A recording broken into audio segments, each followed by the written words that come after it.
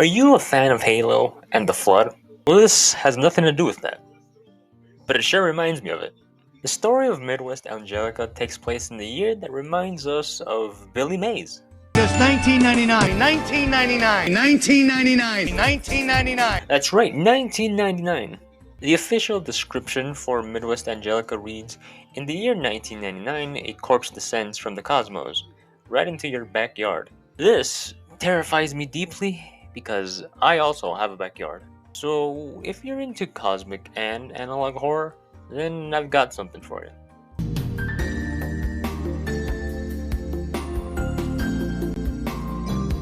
I do want to get my initial thoughts out on this first, just what I thought it was gonna be, just briefly. I saw this series getting hyped up as space horror done right, and initially I thought it was gonna be some sort of astronaut crew being trapped with a monster in space type of story. Like an astronaut crew trapped in their spaceship and some monsters kind of chasing them around, or they're trying to evade it. Or maybe it was gonna be something similar to the movie Apollo 18, which for some reason I thought was real when I was like 11. I do think something like that would be cool though. But no, I was wrong. Really wrong. This is so much more than that.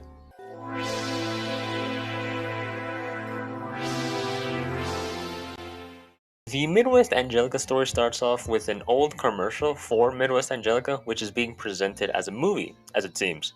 Being hailed by critics as the ultimate science fiction, an alien thriller, one of a kind, sublime experience. Now that's a fucking bar. For only $16.99, plus shipping and handling, we're told that if we call now, not only do we get a copy of Midwest Angelica, but a cool poster too. That way, when you bring Shawty into your room, she knows you can spend big money. The description tells us that this is an ad that played on KMTV Channel 3 and was potentially recorded between October 31st, 1991 and January 1st, 1992. This tape was found at the Oklahoma Cherokee site, and the product in said ad, the Midwest Angelica film, has yet to be recovered. We then move on to a recorded presentation of a group named Home who seem to have ties to NASA. Starting on June 1985, Dr. Lucas Michaels of the Glenn Research Center speaks about finding a large anomaly around Jupiter's orbit, which is said to be around 66.3 kilometers in diameter, and for my fellow Americans, that's 41.2 miles in diameter.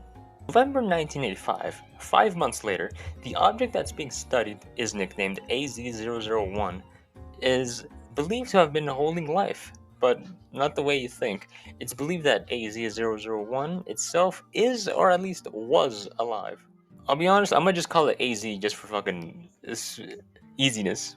It's believed that AZ is a corpse floating around in space.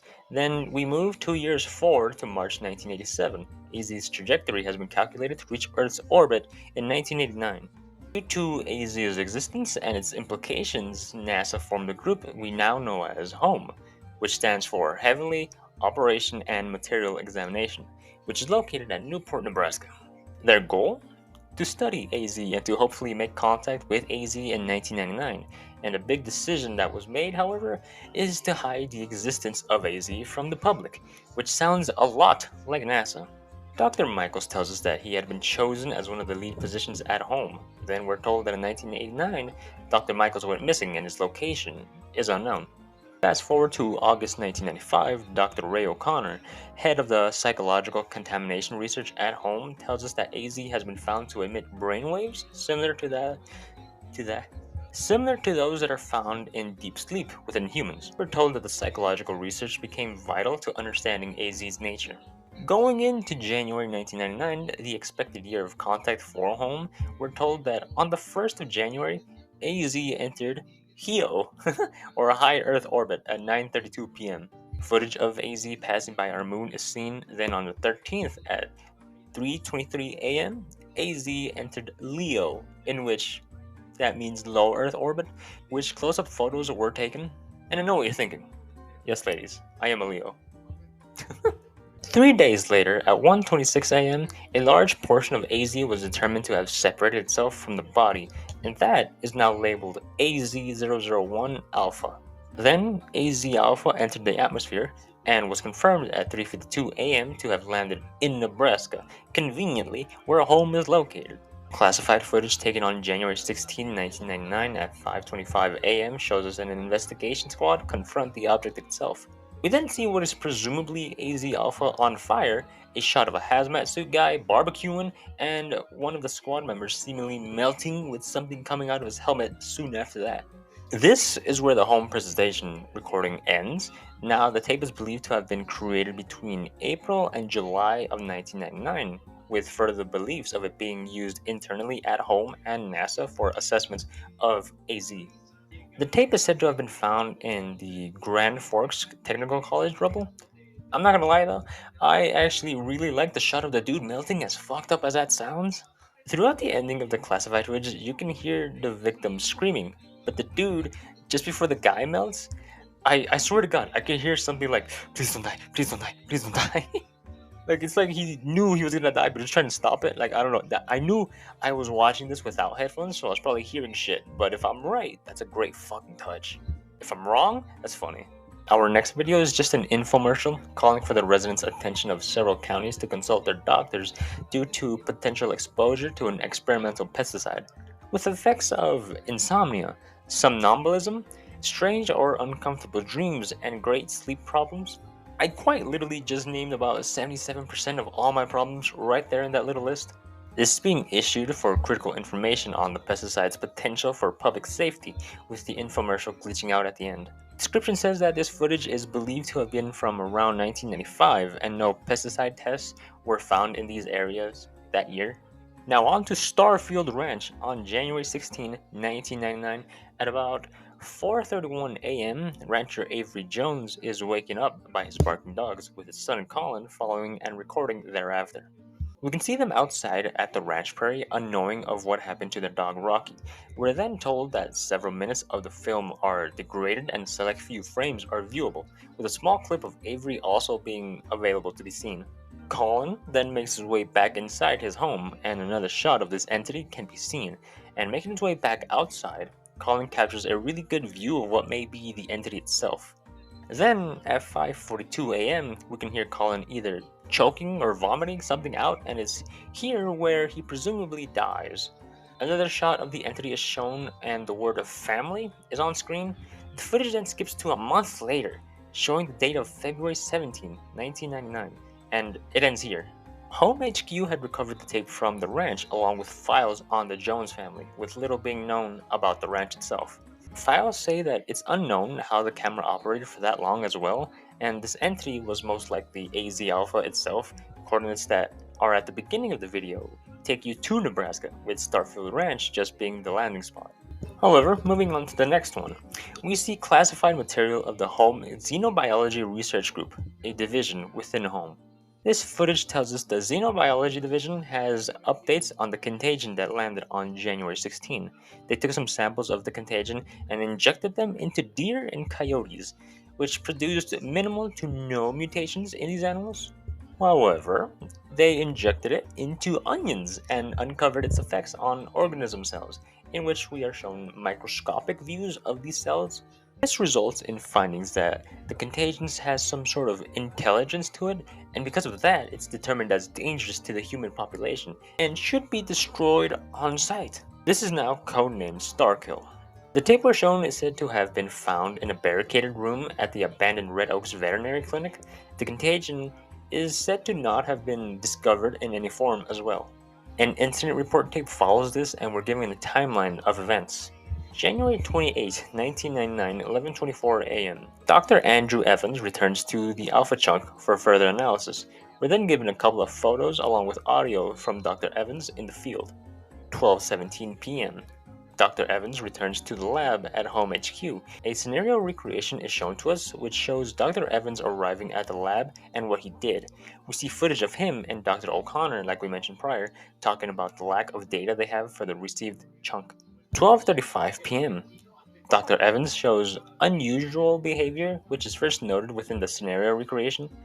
Dr. Evans is then recorded having moved his arms and head in an incredibly impossible way. Blood was just stretching, bro. Leave him alone. Nothing to worry about. 12:37 p.m. Dr. Evans leaves the facility and we see another scenario recreation. He visits the storage closet for some unknown reason and is confronted by an unknown person. At 12:39 p.m., Home HQ is put under lockdown following gunshots being heard. And then we see this. 8:09 p.m., Dr. Evans's body is brought to the morgue for an autopsy.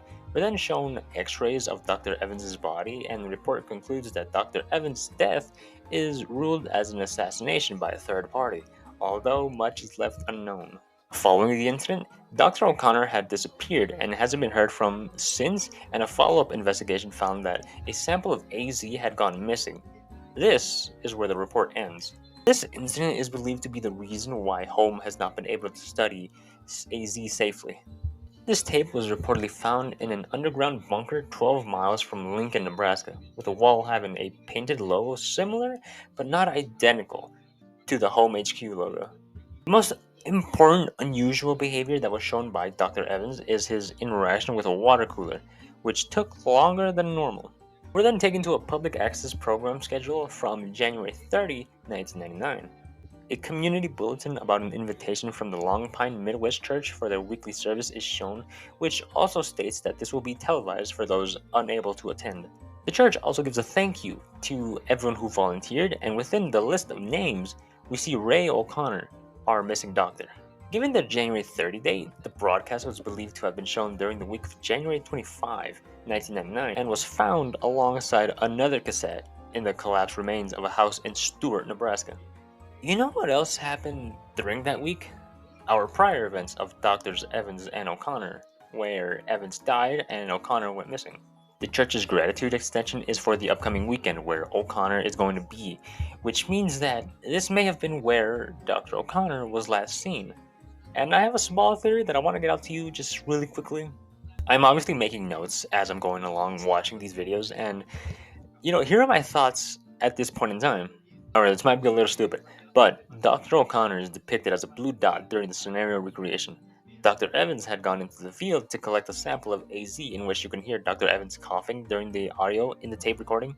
My genuine guess is that Dr. Evans is infected during the field research, and his interaction with the water cooler in the lab could have fucked everybody. When Evans is confronted by a third party in the scenario recreation, it's a blue dot that confronts him. I know, it's kind of dumb, but in the recreation, Evans clearly doesn't recognize who this person is. With Evans being dead and being filmed transforming into something fucking wild, along with the disappearance of Dr. O'Connor, my guess is that Evans got shot and killed, with O'Connor now missing intentionally. I'll follow up on this soon. I don't know though. At that point in time, that's what I thought. Let's see where it fucking goes. A recording belonging to the Long Pine Police Department is shown to us dated to February 20, 1999.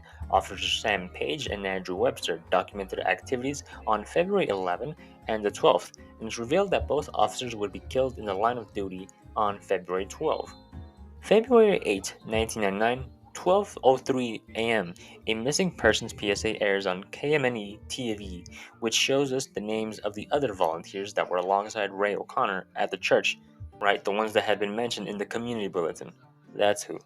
February 11, 1999, 9:35 p.m. The Long Pine PD receive a 911 call from an unknown ID. 911, please state your emergency. I'm at 876 Pine Lane in Long Pine, right next to the church. And I can't really say for certain, but there's some kind of sacrifice going on. Okay, we'll be right there. Could you elaborate, please? Yeah, it's a human sacrifice. I hear screams. It seems to be like a pagan ritual or something of the sort. Okay, just hold tight. We'll be right there. Please stay on the line. I won't lie, I wasn't fucking expecting that. A couple of small clips of the outside and the inside of the church are shown. Photos are then shown that were taken by Officer Andrew Webster. This image is shown of a humanoid figure with the text reading, "A gift of the blood of an angel, phantom in its appearance, but inside turns within. Flesh and blood of the stars, the blessed walk in silence, blissfully closer to his sacred realm. Ascended beyond mortals, we have become apostles of Zazel." The second image contains the following text: "Altar, an offering of souls to the body of the fallen, reconstruction of God's realm, infinite in its life cycle. Death but a moment of passing time, he is infinity incarnate. So, for those that don't know, Azazel is seen as some sort of malevolent figure of sorts in religion. Christianity and Islam see him as a fallen angel, while Hebrew beliefs are that he is a demon or an evil spirit, most traditionally seen as a scapegoat or even a symbol for any type of human corruption, right? Just someone you can blame for all of that. Following this, we see footage of the last time Officer Sam Page was seen, and his body has yet to be recovered. More footage of Officer Webster searching for the disturbance continues, and he ends up capturing on film the entity of the second image, which is the altar mentioned.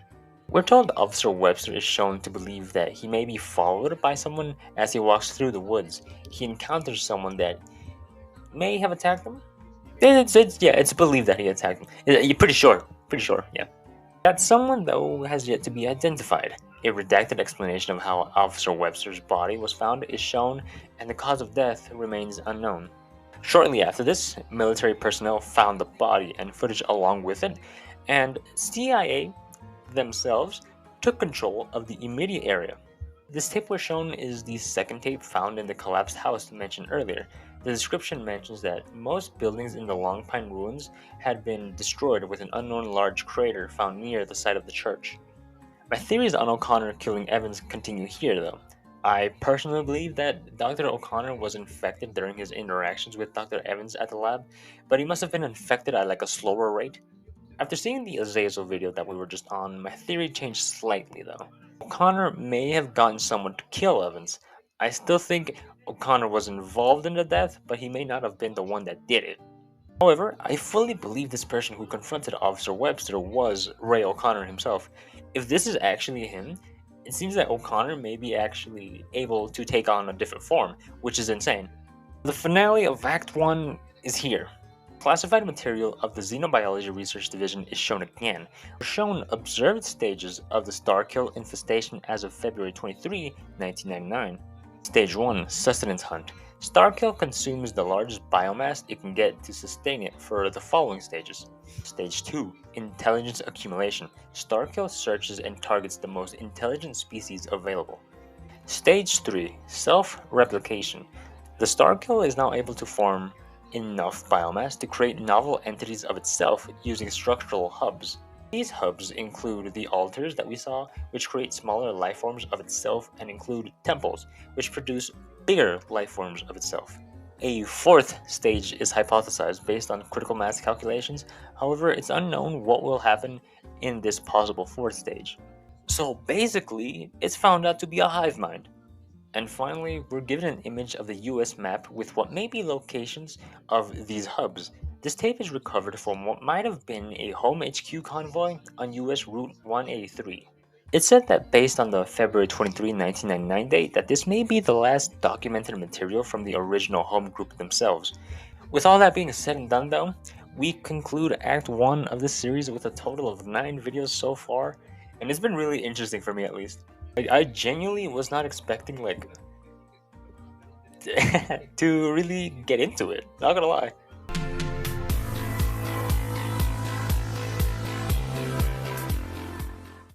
Now we can finally move on to Act 2 though.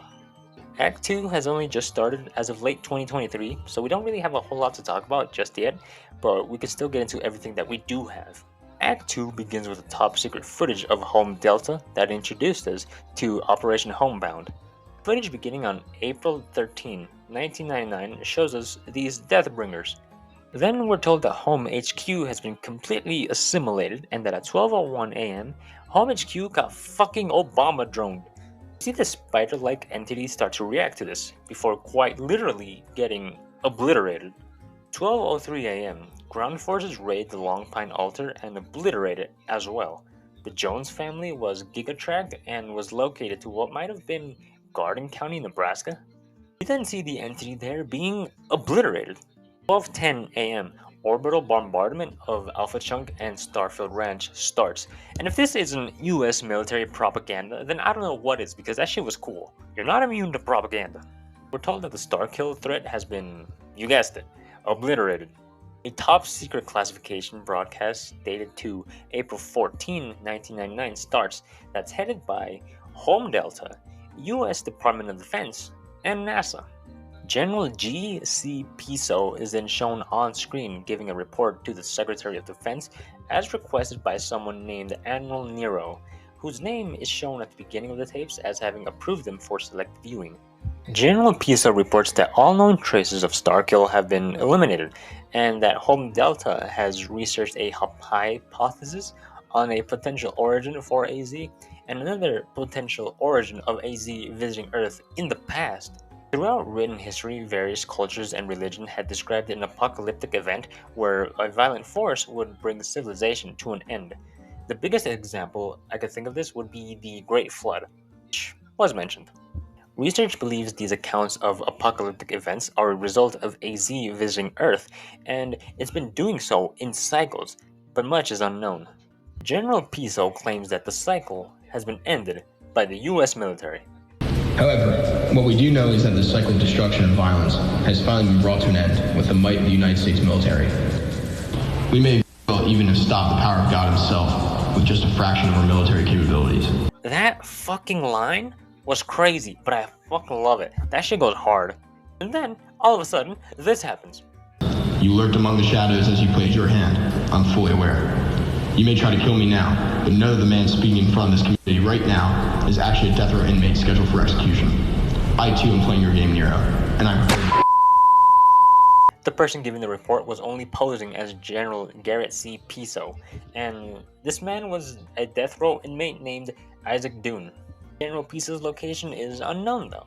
Admiral Nero's form and his title of First Apostle of Azazel is revealed after this. Nero gives someone a speech about how everyone has their part and that right now one man is playing multiple parts. He tells whoever he is speaking to that they are the last of their kin or bloodline, alive in the facility he is in, and Home has done their part by eradicating Starkill. However, this is a story he himself has carefully woven. Then we see a second chunk has been separated from the main body of AZ-001, this second chunk being named AZ Beta, and we see it arriving on Earth. Nero's final line of "Let your soul sing with great spirit for all eternity" comes after what sounds like he is speaking to us about an incoming invasion. An image of what I believe to be a head and spine being held by this entity engulfed in flames is shown along with the words "Home Delta Threat Obliterated." The final thing we see is something being filmed in the ocean, which I believe to be a chunk that landed in the ocean. The tape we just saw was found during a routine dive in the Kansas City major cavity, where a few objects were found partially intact. Computational devices were found as well as the tape, and it's believed that the tape has a greater significance to Starkill. I had a genuine bad feeling when I saw the dude's name was Nero. So, for those that don't know, Emperor Nero was a famous Roman emperor. Nero is remembered as basically being fucking evil due to his cruel treatment of Christian believers after pinning the blame on them for the Great Fire of Rome, in which some people believe that Nero himself caused. Gaius Calpurnicus Piso, same initials as Garrett C. Piso, was a man who organized a conspiracy to save the state from Emperor Nero. Unfortunately, this failed, and I think we got a little bit of a foreshadow right here. On to the last video at the time of recording. The final video is of KMBC TV, which is just a weather forecast, but within the nature shot you can see here, this dark thing rising into the sky shows up, then the footage pauses and ends there. The description states that this tape was recorded by Marcus Lucan in late May of 1999 and was found alongside another tape also created by Lucan in June 1999. This, however, for the time being, is where the story ends. With only 2 episodes in Act 2, there's still a very long way to go, and if you're at all interested, go watch this yourself. It's actually pretty good. Now that we've got the story done, I want to bring to you what the viewers have had to say and their thoughts on this. If you know me, it's all about the schizo posting.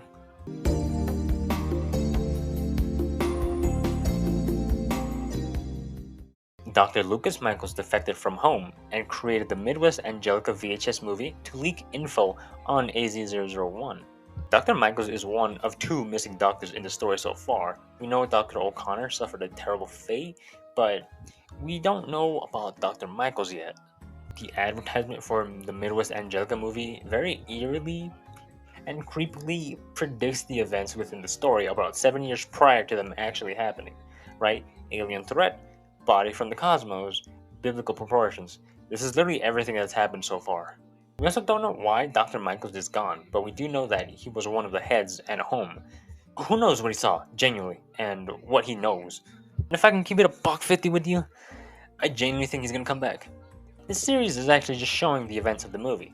Like the prior theory, the film advertised has predicted all the events we've seen so far. And this is a very specific comment that may be one of many, but it doesn't seem very far-fetched. The mention of video titles being identical to the naming convention of films to keep them in order really stood out to me. The following part stood out to me even more. This could be why tapes are found in random areas. The film was only distributed in abandoned areas to add to the experience.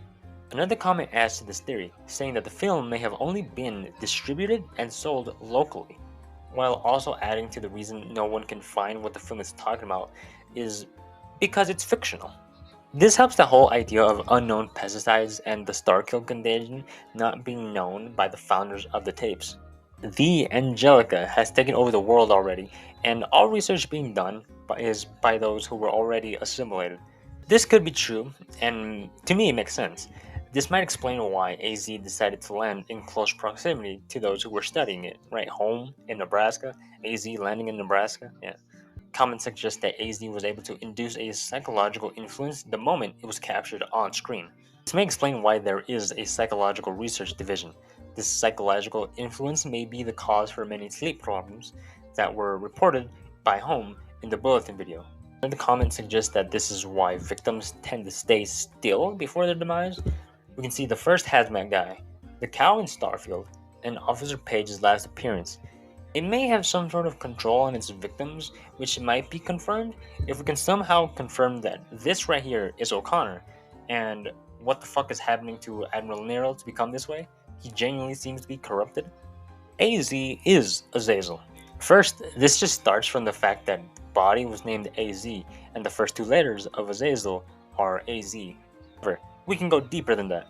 With a potential psychological influence from AZ, it's possible that AZ had influenced humans to view it as Azazel, therefore getting Home to name it AZ-001. Azazel traditionally was given sacrifices. Although this was through goats, it may now turn out to be humans. Look at the image of the altar. That's literally just a bunch of fucking bodies. Like, genuinely, talk about a fucking body count. Images inside the church mention those inside have become followers of Azazel, and the 911 call mentioned a sort of pagan ritual. It's possible that AZ was always this Azazel character that had been written about long ago, especially since it does have the power to corrupt humanity. A smaller theory is that the events in Midwest Angelica have already passed, but this theory is split into two different ways. Either humans have defeated AZ already, and we're viewing these events as they're being found, or AZ has already taken control of the world and everything's corrupted, but it's just treated as normal, but we don't know that yet. And that will be the big reveal of the series. The last one is mine once again, and it's that AZ is seemingly trying to erase its perception as being something malevolent to the public, and maybe trying to get humans to willingly assimilate with it. This could be why the descriptions mention that anything seen within the tapes are still unknown. I think the reason why these tapes are found in abandoned places or in rubble are because it portrays AZ as an enemy, so it's trying to hide any evidence of that, using those under its control. Maybe that's a fucking stretch, but it did show signs of intelligence earlier. I genuinely highly recommend you watch the series if you're into shit like this. It is super different to watch it than to hear me talk about it, like I said prior. Given the fact that the Urban Spook video did so well, I wanted to try and make a video on something that I actually enjoyed. I've said it before, I normally don't like the actual videos of analog horror, but I like their stories. So to see Midwest Angelica create videos that are actually fun to watch for me, genuinely got me into this. Series like Midwest Angelica, White Stag Education, and Dog Nightmares are so much more interesting to me. One, I've come across them on my own, so my interest isn't fueled by being sent by a YouTuber I like. As well as their use of live action footage is just much more intriguing to me as a viewer. Genuinely, I've partially covered the other two prior, but now Midwest Angelica gets his own big thing. So I would just like to say this, because I've covered the other two very briefly, I'll give him a bigger thing later. This was a hard thing to put together, I won't lie. This took almost... Actually, no, now that I think about it, it wasn't. It was probably like 3 days, yeah. It just took me about a week to film, yeah. I finished this, as of me doing this, is January 21st. I finished this like on the 13th, yeah. It's been like 8 days. Anyways, it's been 46 minutes of me talking. My legs hurt, and I'm hungry. So with that being said, bye.